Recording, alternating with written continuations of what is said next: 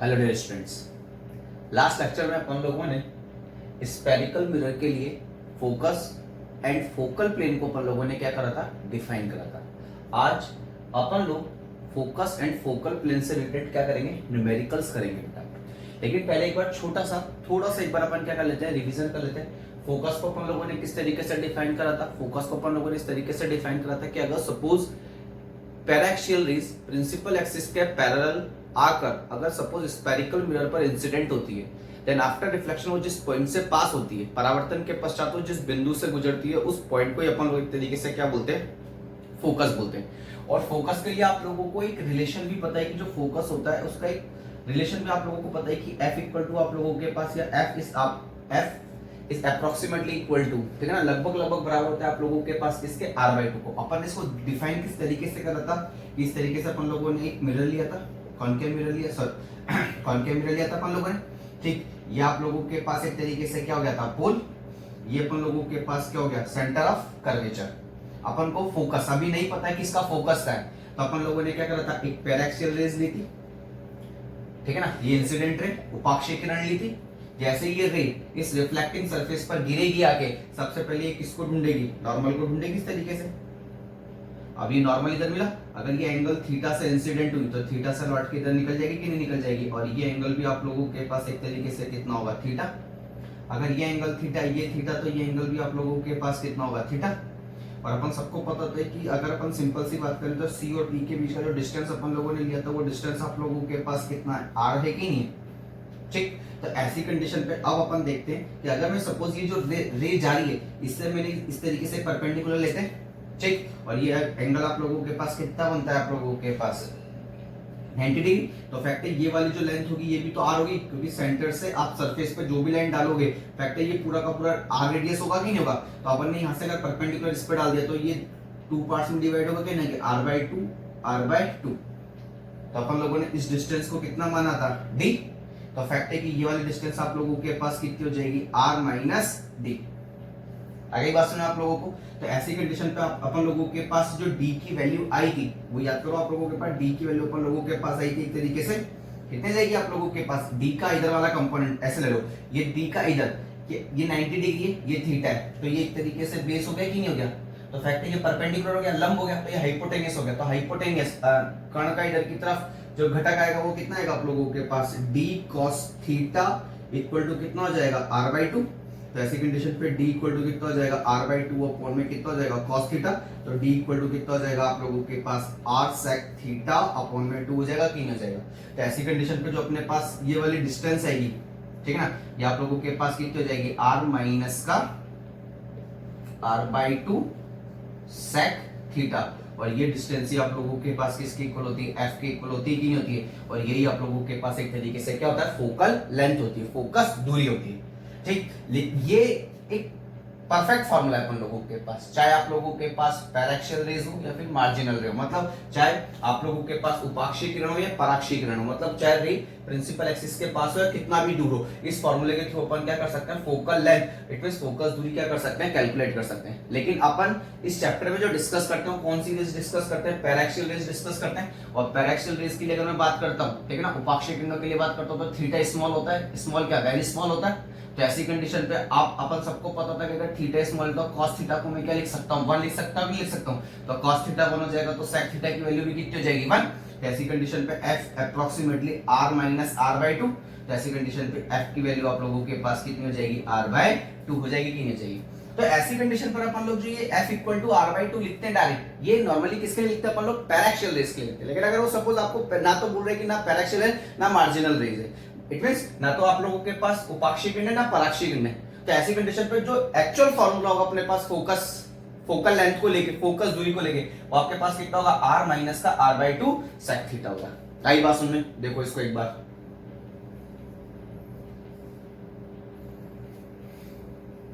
ठीक। फिर अपन लोगों ने बात करी थी किसके लिए, फोकल प्लेन के लिए। आप सबको पता होता है कि नॉर्मली जो भी आपके पास मिरर है, चाहे वो कॉनकेव हो या फिर कॉन्वेक्स हो, अपन बात करते हैं अभी कॉनकेव को लेके। अपन सबको पता है कि जो भी रेज पैराक्सियल रेज, ठीक है ना, जो भी पैराक्सियल रेज प्रिंसिपल एक्सिस के पैरेलल आती है, तो आफ्टर रिफ्लेक्शन वो सारी की सारी रेस कहां से पास हो जाती है, फोकस से पास होती है कि नहीं होती। और ये फोकस एक तरीके से किस पर होता है, प्रिंसिपल एक्सिस, मुख्य अक्ष पर होता है कि नहीं होता है। लेकिन अगर सपोज जो आपके पास पैरेलल रेज आ रही है, ठीक है ना, समानांतर किरणें अगर आ रही हैं, अगर वो प्रिंसिपल एक्सिस के पैरेलल नहीं आ रही है, किसी एक एंगल पर आ रही है, देखना किस तरीके से आ रही है, इस तरीके से आ रही है।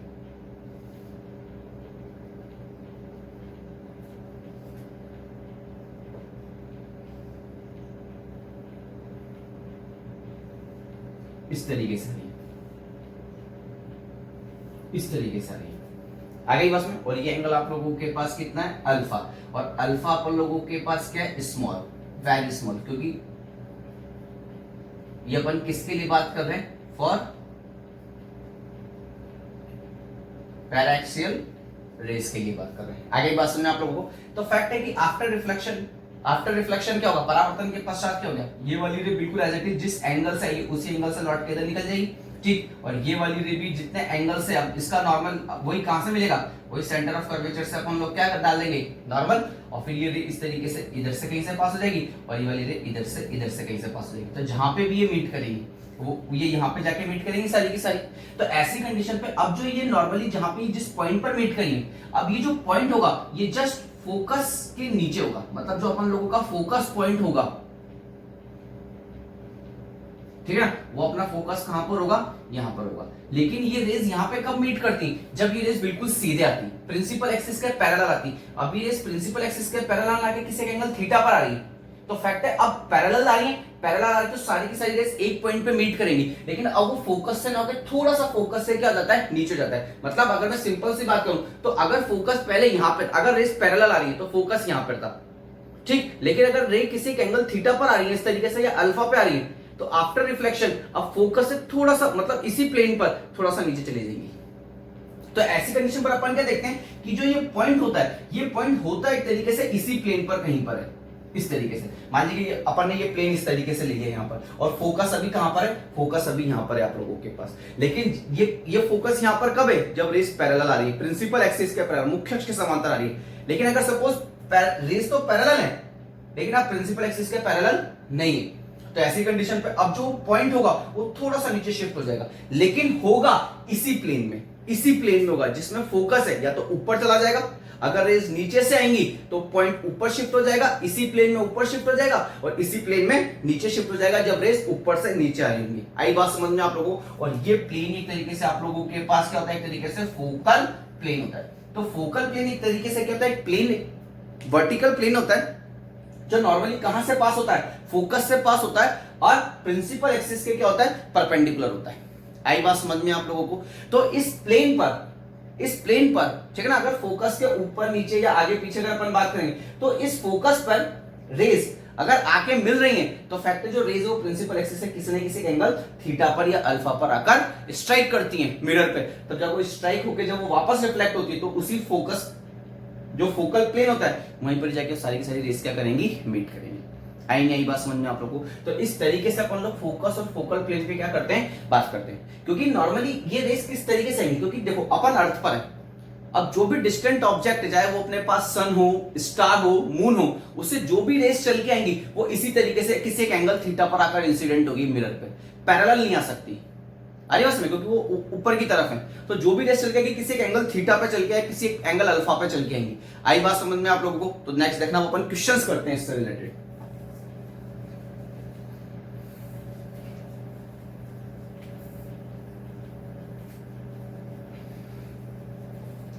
क्वेश्चन देखना आप लोग,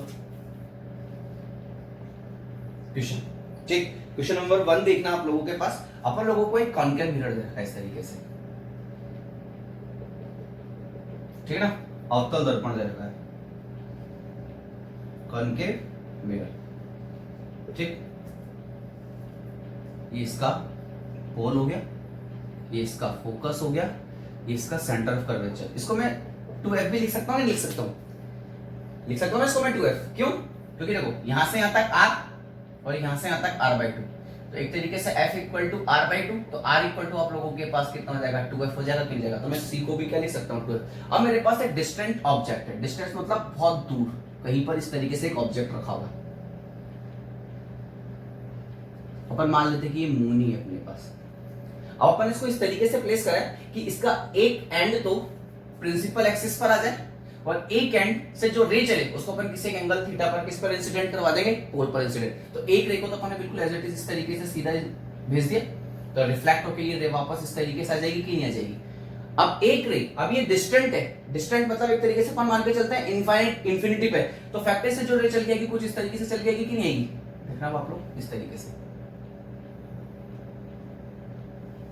इस तरीके से, ठीक। और ये एंगल अपन लोगों ने मान ली कि एंगल आप लोगों के पास कितना है, अल्फा, ठीक। तो ऐसी कंडीशन पे अब मैं अगर बात करूं तो अल्फा इक्वल टू मैंने मान लिया कि कितना डिग्री दे रखा है आप लोगों को, 2 डिग्री दे रखा है। तो फैक्ट है कि अब कहां पर है, डिस्टेंट है, ठीक है ना, इन्फिनिटी पे कहीं पर है, तो फैक्ट है जो भी अब ये रिफ्लेक्ट होके अल्फा से आया तो अल्फा से लौट जाएगी कि नहीं लौट जाएगी, इस तरीके से, इस तरीके से। तो फैक्ट है अब जो इसकी इमेज बनेगी वो इमेज कहां पर बनेगी, बिल्कुल एज इट इज फोकस पर बनेगी कि नहीं बनेगी, इस तरीके से। डिस्टेंट ऑब्जेक्ट है, इन्फिनिटी पर, तो इसकी इमेज कहां पे जाके बनेगी, फोकस पर। और इसका हाइट अपन लोगों ने मान लिया कि इसका हाइट आप लोगों के पास कितना है, h है, आगे बस में। और इसके लिए मैंने फोकल लेंथ बोल दिया कि इसका फोकल लेंथ कितना है आप लोगों के पास, 10 सेंटीमीटर है। तो आपको कैलकुलेट करना है, किसका वैल्यू कैलकुलेट करना है आप लोगों को, h का वैल्यू कैलकुलेट करना है कि h का वैल्यू आप लोगों के पास कितना होगा। आई नहीं बात समझा आप लोगों को, तो देखना अब आपको, अब ये वाला डिस्टेंस आपको पता है, ये वाला डिस्टेंस आप लोगों को पता है कि ये वाला डिस्टेंस आप लोगों के पास कितना है, 10 सेंटीमीटर। अब आप बहुत ध्यान से देखना, मैं ये वाला तो ट्रायंगल ले रहा हूं, ये वाला तो ट्रायंगल ले रहा हूं, ये ट्रायंगल, ये ट्रायंगल तो ले रहा हूं। अब ये एंगल आपको पता है कि ये एंगल आप लोगों के पास कितना है, अल्फा।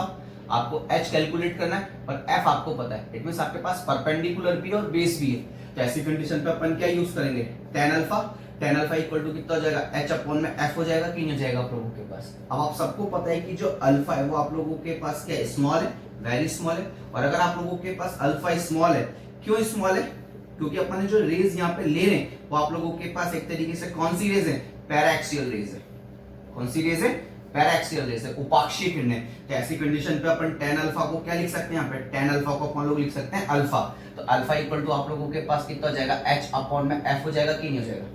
तो ऐसी कंडीशन पे h इक्वल टू आप लोगों के पास कितना जाएगा, अल्फा इंटू f आ जाएगा कि नहीं जाएगा। अब आपको ध्यान से देखना, ये डिग्री में अपन जब भी एंगल पुट करेंगे किस में पुट करेंगे, रेडियन में। बताया था मैंने आप लोगों को, तो रेडियन में कन्वर्ट करने के लिए अगर 2 डिग्री है तो इसको रेडियन में कन्वर्ट करना है तो पाई अपॉन में 180 से मल्टीप्लाई कर दूंगा कि नहीं कर दूंगा। तो आप लोगों के पास यहाँ पे वैल्यू कितनी हो जाएगी, 90 डिग्री। तो ये हो गया पाई अपॉन में 90 डिग्री, ठीक। और कॉनकेव है, कौन सा मिरर है, कॉनकेव। और आप सबको पता होता है कि कॉनकेव मिरर का जो एफ होता है वो नेगेटिव होता है। याद करो साइन कन्वेंशन, चिन्ह परिपाटी से पढ़ के आ चुके हो आप लोग। तो ऐसी कंडीशन पे यहाँ पर h की वैल्यू आप लोगों के पास कितनी हो जाएगी, पाई अपॉन में 90 इंटू, और f की वैल्यू आप लोगों के पास कितनी हो जाएगी, -10। तो ऐसी कंडीशन पे ये 0 से 0 कैंसिल हो गया, तो h इक्वल टू आप लोगों के पास कितना जाएगा, पाई अपॉन में 9 सेंटीमीटर आप लोगों के पास with negative sign. Negative sign मतलब वो प्रिंसिपल एक्सिस के मुख्य अक्ष के किधर की तरफ बनेगी, नीचे की तरफ। और आप सब चिन्ह परिपाटी पढ़ के आ चुके हैं। चिन्ह परिपाटी में क्या होता है, नॉर्मली चिन्ह परिपाटी में आप सबको पता होता है कि जो ये ऑरिजन होता है, ठीक है ना, जो मूल बिंदु होता है उसको अपन हमेशा कहां पे रखते हैं, पोल पे रखते हैं, ठीक है ना। और इसके पोल के अगर इधर चलते हैं तो सब नेगेटिव होता है, पोल के इधर चलते हैं तो सब पॉजिटिव होता है, ठीक है ना। और ये जो लाइन होती है ये प्रिंसिपल एक्सिस होती है, इसके ऊपर चलते हैं तो पॉजिटिव होगा और इसके नीचे चलते हैं तो सब क्या होगा, नेगेटिव। इसको डिटेल में आगे एक बार और बताऊंगा, अभी थोड़ा सा याद रखो इसको बस। आगे बात समझ में आप लोगों को, क्वेश्चन समझ में आया कि नहीं आया। एक और दो इसी तरीके का क्वेश्चन करो आप लोग। नेक्स्ट क्वेश्चन अब आप लोग खुद करेंगे।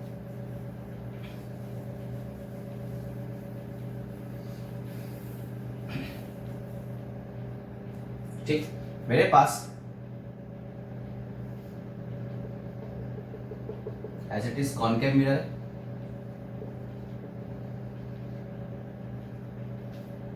पोल हो गया और एक डिस्टेंट ऑब्जेक्ट हो गया मेरे पास, ठीक है ना। और वो मेरे पास मून ही है, मून ही ले लेता हूं मैं, ठीक है। ये मेरे पास डिस्टेंट ऑब्जेक्ट कौन है, मून है, ठीक है। और मेरे पास यहाँ पे इसका एफ दे रखा है 360 सेंटीमीटर। आ गई बात समझे आप लोगों को, ठीक है। और ये इस तरीके से एक रे को तो आप लोग इस तरीके से भेज दो, ये इसका एक तरीके से क्या हो जाएगा, फोकस हो जाएगा। और एक रे को इसके ऊपर एक देखो, क्योंकि मुझे अगर किसी भी ऑब्जेक्ट का इमेज बनाना है तो 2 रेज चाहिए, मैंने यहाँ पे एक रे को तो इसके बॉटम से भेज दिया और एक रे को कहां से भेज देता हूँ, टॉप से भेज देता हूँ। तो फैक्ट है ये वाली रे तो स्ट्राइक करके वापस आ जाएगी और ये रे किसी एंगल थीटा पे यहाँ पे जाके स्ट्राइक करेगी और लौट के वापस आ जाएगी। अब फैक्ट है डिस्टेंट है, तो डिस्टेंट है तो फैक्ट है जो इमेज बनेगी वो कहां पर बनेगी आप लोगों की, यहाँ पर बनेगी कि नहीं बनेगी, और इस मून की इमेज यहाँ पर इस तरीके से कुछ बन जाएगी। और इसका हाइट मैंने कितना ले लिया, h ले लिया, और ये यहाँ पर किसी एक एंगल थीटा से क्या होती है, इंसिडेंट होती है, और थीटा की वैल्यू मैंने ले ली कितना, 1 डिग्री ले ली। आई बात में? तो अब आप लोगों को यहाँ पे किसकी वैल्यू कैलकुलेट करनी है, h की वैल्यू कैलकुलेट करनी की, h की वैल्यू यहाँ पर आप लोगों के पास कितनी होगी। करो जल्दी से और आंसर बताओ मुझे कितना आ रहा है बेटा।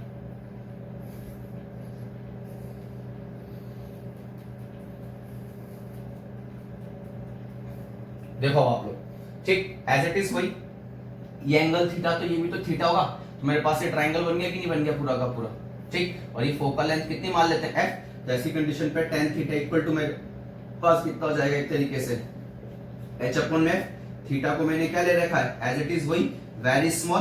तो ऐसी कंडीशन पे tan थीटा को मैं क्या लिख सकता हूँ, थीटा लिख सकता हूँ। तो थीटा इक्वल टू कितना हो जाएगा, h अपॉन में f। तो यहाँ से h का वैल्यू आप लोगों के पास कितना आ जाएगा, थीटा इंटू f आ जाएगा। अभी जो थीटा है, थीटा किसमें दे रखा है, 1 डिग्री। इसको कन्वर्ट करने के लिए अपन क्या करेंगे, पाई अपॉन में 180 से मल्टीप्लाई कर देंगे कि नहीं कर देंगे। और f की वैल्यू आप लोगों के पास कितना जाएगा, माइनस का 360 सेंटीमीटर, क्योंकि पोल के इधर की तरफ आ रहा है, लेफ्ट साइड में आ रहा है। तो ऐसी कंडीशन पे h इक्वल टू आप लोगों के पास हो जाएगा पाई अपॉन में 180 डिग्री इंटू f की वैल्यू कितना जाएगा, माइनस का 360 डिग्री, ठीक है ना, सॉरी 360 हो जाएगा। अगली बात सुनिए, ये इससे कैंसिल हो गया और ये से कितने टाइम चला जाएगा, 2 टाइम। तो h इक्वल टू आप लोगों के पास आ गया माइनस का 2 पाई। तो ऐसी कंडीशन पे -2 पाई की वैल्यू कितनी होगी, 3.14। तो h की वैल्यू कितनी जाएगी, 826 माइनस सेंटीमीटर। तो जो हाइट निकलेगी इमेज की वो कितना निकलेगी आप लोगों के पास, 6.28 सेंटीमीटर इसका हाइट निकलेगा। आई नहीं आई बात में? तो इस तरीके से अपन लोग क्या कर सकते हैं, सारी चीजें कैलकुलेट कर सकते हैं।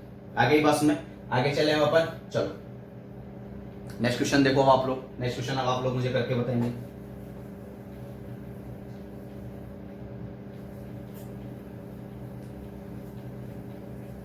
नेक्स्ट क्वेश्चन देखना अब आप लोगों के पास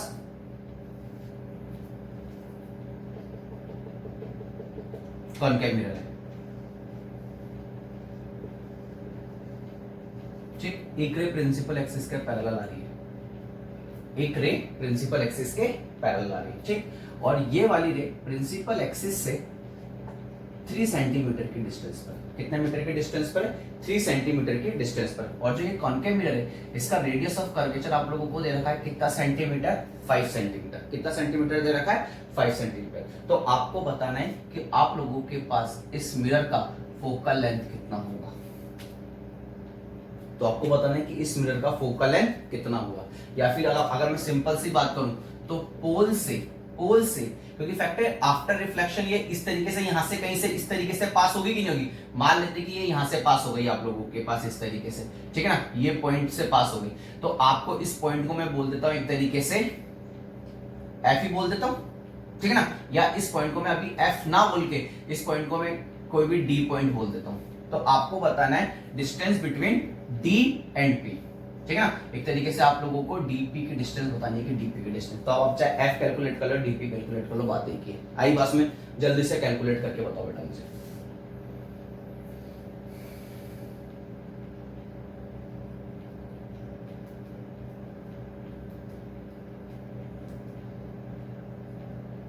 ठीक है, देखो अब आप लोग फैक्टर रे ऐसे ही और ऐसे रिफ्लेक्ट हो गई। तो इसका अगर मैं बात करूं तो इसका सेंटर ऑफ कर्वेचर यहां पर कहीं पर होगा, वक्रता केंद्र यहां पर कहीं पर होगा। और फैक्ट है कि वक्रता केंद्र से जो भी लाइन अपन यहां पे इस तरीके से डालेंगे,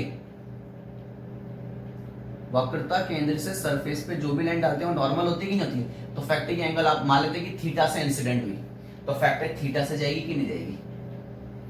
अगली बात समझे आप लोगों को, ठीक। अब आप बहुत ध्यान से देखना, अब ये वाली जो लेंथ है ये कितना है आप लोगों के पास, ये वाली लेंथ आप लोगों के पास कितना है, 3 सेंटीमीटर।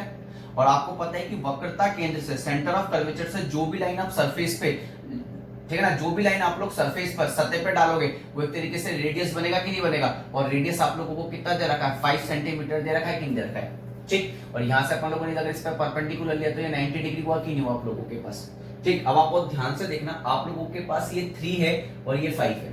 तो फैक्ट है कि अगर मैं सिंपल सी बात करूं तो ये आप लोगों के पास एंगल थीटा हुआ कि नहीं हुआ? अगर ये एंगल थीटा ये 90 डिग्री, तो ये बेस हो गया, आधार हो गया, तो फैक्ट है ये लंब हुआ कि नहीं हुआ आप लोगों के पास? आगे बात में, और परपेंडिकुलर हुआ कि नहीं हुआ? परपेंडिकुलर आप लोगों को कितना दे रखा है? 3 सेंटीमीटर, और ये हाइपोटेनियस दे रहा है। अब परपेंडिकुलर और हाइपोटेनियस आपको पता है, और आप सबको पता है कि परपेंडिकुलर और हाइपोटेनियस कहां पर होते हैं? साइन थीटा के पास ही तो होते हैं। तो यहां से साइन थीटा की वैल्यू आप लोगों के पास कितनी जाएगी? 3/5 आएगी कि नहीं आएगी? और आप सबको पता होता है कि साइन थीटा 3/5 कहां पर होता है? साइन 37 डिग्री पर होता है कि नहीं होता है? तो यहां से आप लोगों के पास थीटा इक्वल टू एक तरीके से कितना आया? 37 degree. It means angle of incidence, यहां पे एंगल ऑफ इंसिडेंस कितना गया? 37 डिग्री। जबकि याद करो मैं आपको बता चुका हूं कि पैराक्सियल रेस के लिए, ठीक है ना, उपाक्षीय किरणों के लिए जो एंगल ऑफ इंसिडेंस है वो 5 डिग्री से कम होना चाहिए, जबकि यहाँ पे एंगल ऑफ इंसिडेंस कितना है? 37 डिग्री। इट मींस ये पैराक्सियल रेस या उपाक्षीय किरणें आप लोगों के पास नहीं है। आगे बात समझे आप लोगों को? अब आप बहुत ध्यान से देखना। तो फैक्ट है कि थीटा इक्वल टू कितना गया? 37 डिग्री। अब अपने पास फॉर्मूला क्या होता है फोकल लेंथ का? r माइनस r/2, और ये कितना जाएगा अपन लोगों के पास? sec थीटा होता है कि नहीं होता है? और अब आप सबको पता है कि cos 37 डिग्री की वैल्यू आप लोगों के पास कितनी होगी? 4/5। तो फैक्ट है कि sec 37 की वैल्यू कितनी हो जाएगी? 5/4 हो जाएगी कि नहीं जाएगी? ठीक, तो ऐसी कंडीशन पे f इक्वल टू आपके पास कितना आ जाएगा? r की वैल्यू कितनी है? 5 माइनस का 5/2 इनटू, और यहां पर कितना हो जाएगा? sec 37 की वैल्यू कितनी हो जाएगी? 5/4, तो ये हो जाएगा 5/4। तो ऐसी कंडीशन पे f इक्वल टू आप लोगों के पास कितना होगा? 5 माइनस का 25/8 हो जाएगा कि नहीं हो जाएगा? तो आप लोगों के पास एलसीएम कितना आएगा? 8, तो ये कितना हो जाएगा? 40 माइनस का 25। तो आप लोगों के पास f की वैल्यू की निकल के कितनी आ जाएगी? जल्दी से बताओ कितनी जाएगी आप लोगों के पास? 15/8 सेंटीमीटर। आई बात समझ में आप लोगों को? 15/8 सेंटीमीटर। इट मींस अगर मैं इसको सॉल्व करूं तो ये कितना होगा? देखो 1 पॉइंट, ठीक है ना, 1 पॉइंट, हाँ, तो कितना बचा आप लोगों के पास यहाँ पर? 8, तो कितना बचा? 7, फिर पॉइंट लगते ही आप लोगों के पास कितना हो गया? 0, 70 हो गया। तो 8 से दे दे तो 64 की, फिर कितना बचा? 6 से अपन कर 0 लगाएंगे, फिर अपन लोग इसको किससे दे देते हैं? 7 से दे देते हैं, 56।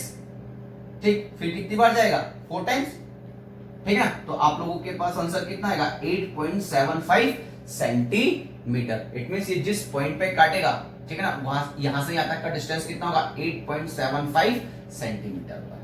आई बात समझ में आप लोगों को? हाँ या ना? लेकिन अगर सपोज आप लोग सोचो कि अगर ये वाली रे बिल्कुल पास से जाती, तो फैक्ट है कि आप लोगों के पास थीटा क्या होता? स्मॉल होता है कि नहीं होता? और अगर थीटा स्मॉल होता तो sec थीटा की वैल्यू आप लोग कितना लिखते हैं? 1 लिखते हैं कि नहीं लिखते? और sec थीटा की वैल्यू 1 लिखते तो f इक्वल टू आप लोगों के पास कितना होता? r/2 होता है कि नहीं होता? और अगर r/2 होता तो इसका फोकस कहां पर होता? 2.5 सेंटीमीटर पर होता। अब आप खुद देख लो कि अगर पैराक्सियल रेज है तो फोकस कहां पर आ रहा है? 2.5 सेंटीमीटर पे। लेकिन अगर पैराक्सियल रेज नहीं है, उपाक्षीय किरणें नहीं है, तो आप लोगों के पास जो फोकस आया, ठीक है ना, जहां पे उस रे ने काटा, वो कितना आया? 1.875 सेंटीमीटर आया। इट मींस जैसे जैसे रे दूर जाती जाएगी, आप देखो जो मतलब जो रिफ्लेक्टेड रे, जो आफ्टर रिफ्लेक्शन, ठीक है ना, जो रे पास होगी वो प्रिंसिपल एक्सिस को अलग अलग पॉइंट पे क्या करती चली जाएगी? कट करती चली जाएगी। मतलब एक सिंपल सी बात करो तो फोकस क्या होता जाएगा? चेंज होता जाएगा। और ये रीजन है कि अपन जो भी बात करते हैं हमेशा किसके लिए बात करते हैं? पैराक्सियल। अपन रेस को ज्यादा दूर नहीं लेके जाते। क्यों? क्योंकि फिर फोकस चेंज होने लग जाता है अपन लोगों का। आई बात समझना आप लोगों को? तो इस तरीके से अपन इस पर क्या करते हैं? बात करते हैं। आई बात समझ? एक क्वेश्चन आप लोग खुद करेंगे और मुझे उसका आंसर बताएंगे कि उसका आंसर कितना आएगा आप लोगों के पास।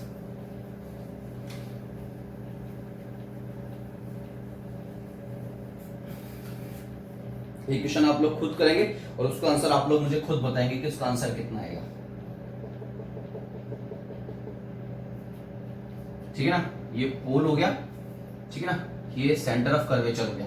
अब आप बहुत ध्यान से देखना, एक रे आती है इस तरीके से प्रिंसिपल एक्सिस के पैरेलल, ठीक है ना, इंसिडेंट रे, आपतित किरण। तो फैक्ट है जैसे रिफ्लेक्टिंग सरफेस पर गिरी, परावर्तक सतह पे गिरी, किसको ढूंढेगी? नॉर्मल, ये रहा नॉर्मल। ठीक, अब अपन मान लेते हैं कि कितने एंगल से निकली? थीटा से इंसिडेंट हुई। ठीक, तो फैक्ट है कि रिफ्लेक्शन भी किससे होगा? थीटा से। लेकिन जब ये रिफ्लेक्ट होती है तो इस तरीके से रिफ्लेक्ट होती है कि जो रिफ्लेक्टेड रे है वो डायरेक्ट कहां पर इंसिडेंट होती है? जाके पोल पर इंसिडेंट होती है जाके। कहां पर इंसिडेंट होती है जाके, सीधा पोल पर इंसिडेंट होती है जाके, सीधा इस तरीके से। आई बात समझ में आप लोगों को? तो आपको बताना है कि थीटा की वैल्यू कितनी होगी। आई बात समझ में आप लोगों को? बहुत ध्यान से सुना। इंसिडेंट रे आती है और जो अपन लोगों के पास रिफ्लेक्टिंग सरफेस है, परावर्तक सतह, उस पर कितने एंगल से इंसिडेंट होती है, थीटा से इंसिडेंट होती है। और रिफ्लेक्ट होने के बाद वो कहां पे जाती है, सीधा पोल पर जाती है। अरे बस में रिफ्लेक्ट होने के बाद वो सीधा कहां पर जाती है, पोल पर जाती है। तो आपको बताने की थीटा की वैल्यू आप लोगों के पास कितनी होगी। आई बस में ये क्वेश्चन आप लोगों को खुद करना है बेटा, ठीक है? करना है इसको बेटा एक बार, और मुझे बताना आंसर इसका क्या आएगा।